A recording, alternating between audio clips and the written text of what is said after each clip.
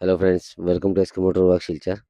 যেটা গাড়ি দেখেন আপনারা বার্না, এটা বার্নার এই সাইডে অ্যাক্সিডেন্ট হয়ে গেছিলো, ছোটো বেশি না, আর গোসা লাগিয়ে পুরো এই সাইড ড্যামেজ হয়ে গেছিলো।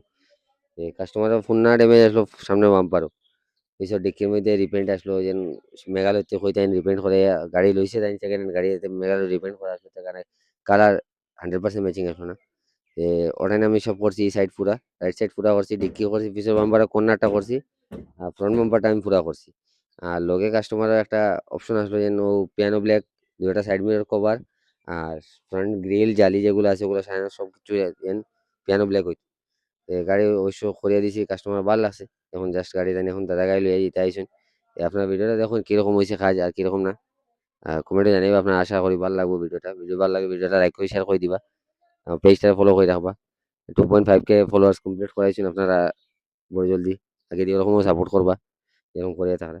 আপনার ভিডিওটা লাস্ট পর্যন্ত ওয়াচ করুন। আমি মিলবো next video. Keep watching SK motor.